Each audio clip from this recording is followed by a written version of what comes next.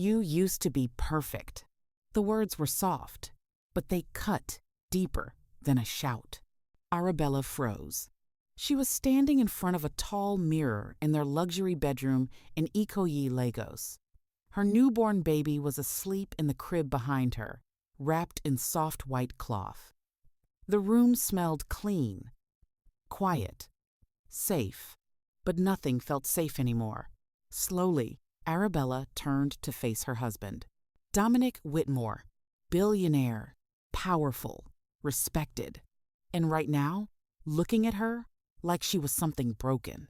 His eyes moved over her body again, not with love, not with warmth, with judgment.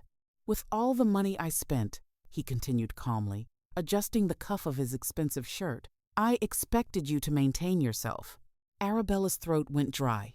She had just given birth 3 weeks ago. 3 weeks. Her body was still healing. Her mind was still trying to catch up. She hadn't even slept properly in days. "Dominic," she whispered, her voice shaking. "I just had our baby." He gave a small, cold smile. "That's not an excuse." Silence filled the room. Even the air felt heavy. Arabella's hands slowly moved to her stomach. The soft part she didn't recognize anymore. Her eyes dropped, not because she believed him, but because a small, painful voice inside her had started to agree. Dominic walked past her, picking up his car keys. "I have a dinner meeting," he said casually. "Try to look better next time." The door closed behind him, and just like that, the silence became louder than any insult. Arabella stood there for a long time. Her baby made a small sound from the crib, shifting slightly. That tiny sound pulled her back. She rushed over, gently lifting the child into her arms. "It's okay, it's okay," she whispered, though she didn't know if she was talking to the baby or herself. Tears rolled down her cheeks, dropping softly onto the baby's blanket. This was not the life she imagined. This was not the man she married. Because Dominic Whitmore was not always like this. Not at the beginning. Back then, he looked at her like she was the only woman in the world. Back then, he called her beautiful every single day.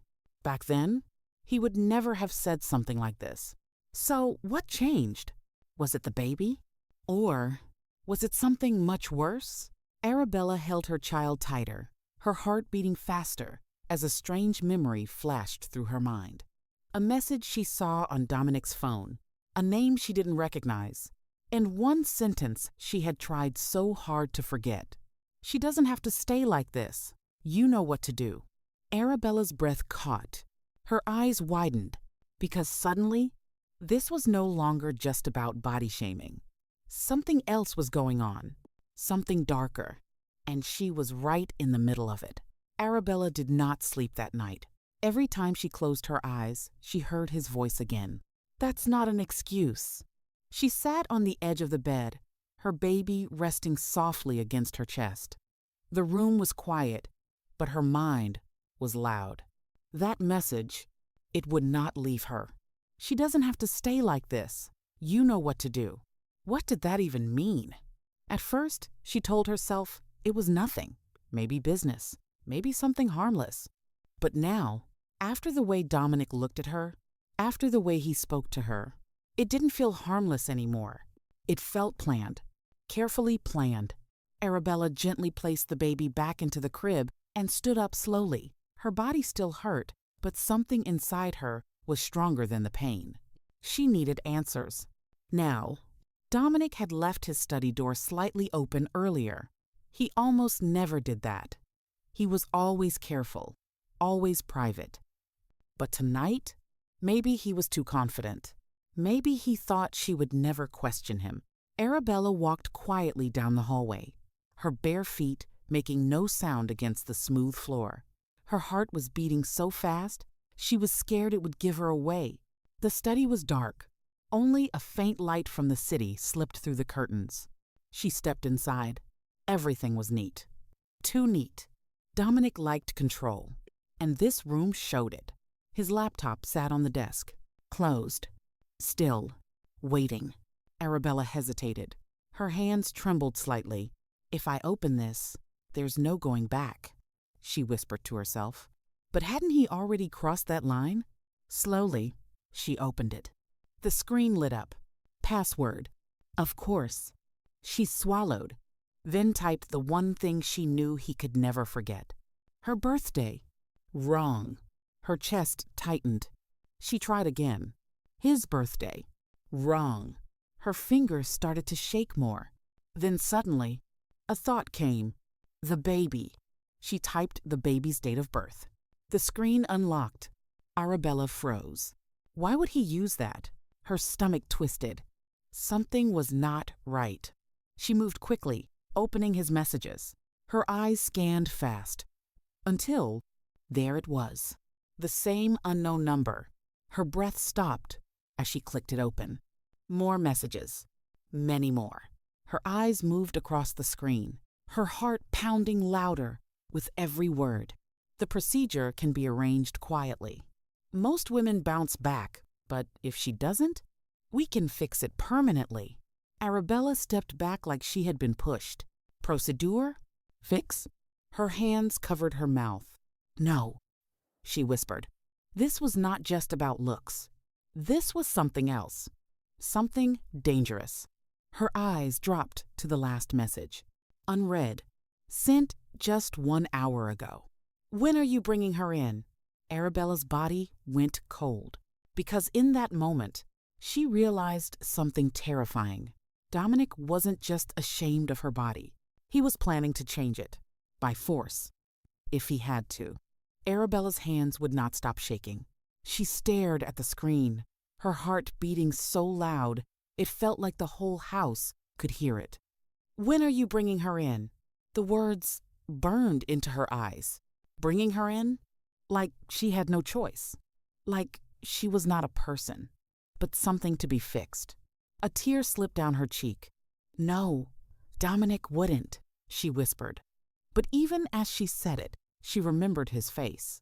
Cold, distant, disappointed. That was not the man who once held her like she was everything. That was a stranger, a dangerous one. Arabella quickly closed the laptop, her breath coming fast now. She looked around the room as if the walls themselves were watching her. She needed to leave. Not tomorrow, not later. Now, her baby. That was all that mattered.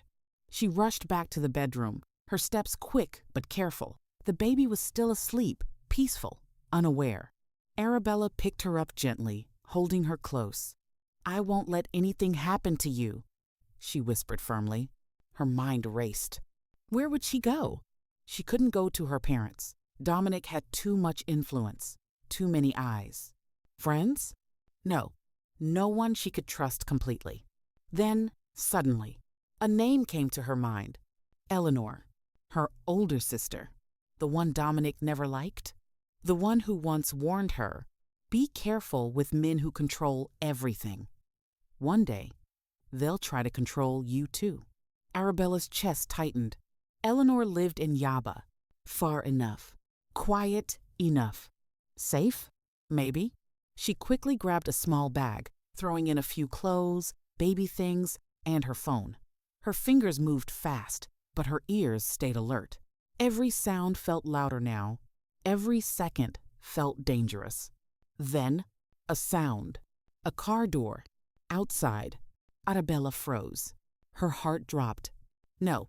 No, no, no. That was too soon. She slowly moved toward the window and pulled the curtain just a little. Her breath stopped. Dominic's black car was parked outside. He was back. But he was not alone. Another car pulled in behind him. 2 men stepped out. Tall. Silent. Watching the house, Arabella's grip tightened around her baby.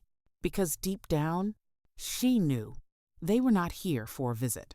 They were here for her. Arabella's breath became shallow. Her heart pounded so hard it almost hurt.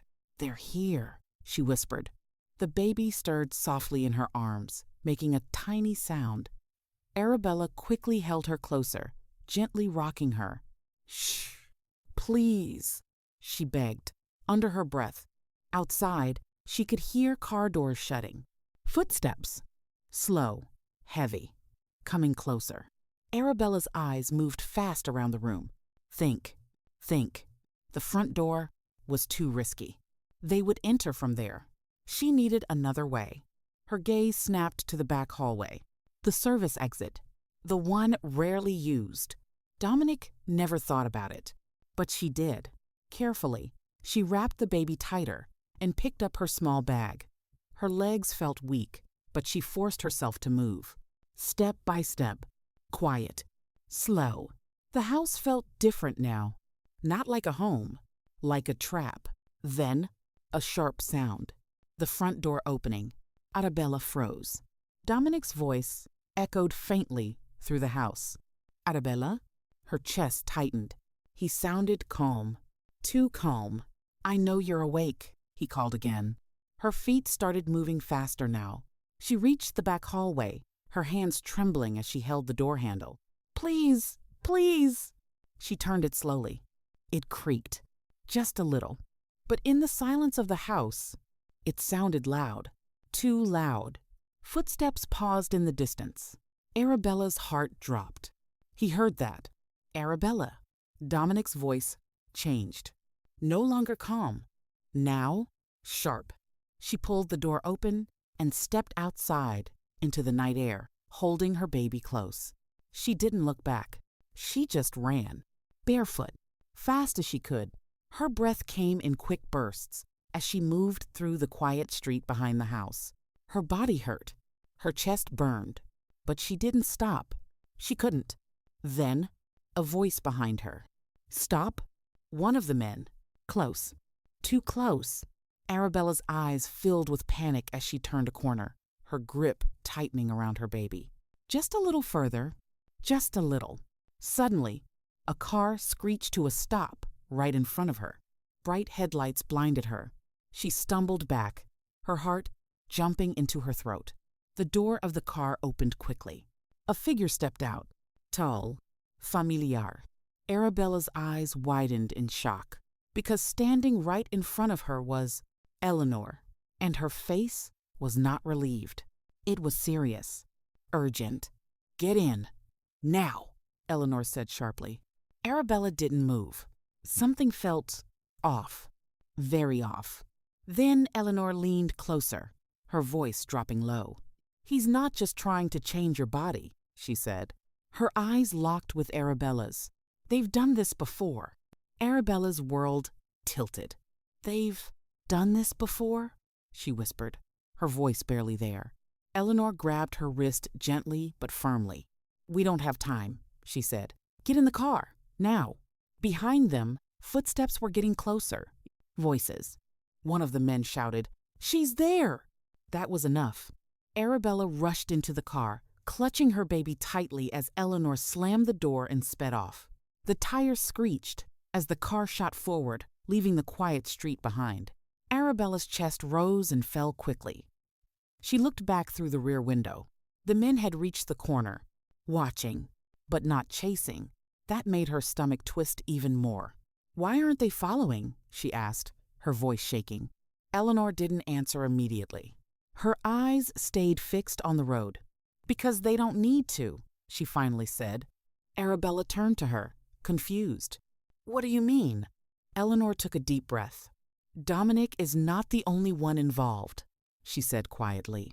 There's a private group, wealthy men, powerful. They pick women, marry them, then, after childbirth, she paused. Arabella's heart pounded. After childbirth? What? She pressed. Eleanor's grip tightened on the steering wheel. They change them, she said. Surgery, control, sometimes worse. Arabella's body went cold. No, that can't be real. I wish it wasn't, Eleanor replied. Silence filled the car for a moment. The baby made a soft sound, shifting in Arabella's arms. Arabella looked down at her child, tears filling her eyes. I thought he loved me, she whispered. Eleanor glanced at her, her expression softening for just a second. Maybe he did, she said. But power changes people. And Dominic, he chose that world. Arabella wiped her tears quickly. "So what do I do now?" she asked. Eleanor didn't hesitate. "You disappear," she said. Arabella blinked. "Disappear?" Eleanor nodded. "I've been watching this for a long time, waiting for the right moment to get you out. You and the baby won't stay in Lagos." Arabella's heart skipped. "Where will we go?" Eleanor gave a small, knowing look. "Somewhere they can't find you." The car slowed as they approached a quiet, hidden compound. Tall gates. No sign. No noise. Eleanor parked and turned to her. "This is just temporary," she said, "but you'll be safe here." Arabella stepped out slowly, holding her baby close. Her legs felt weak. Her life, completely different now. As the gates closed behind them, she turned to Eleanor. "Will they come for me?" she asked softly. Eleanor didn't answer right away. She looked at Arabella, then at the baby.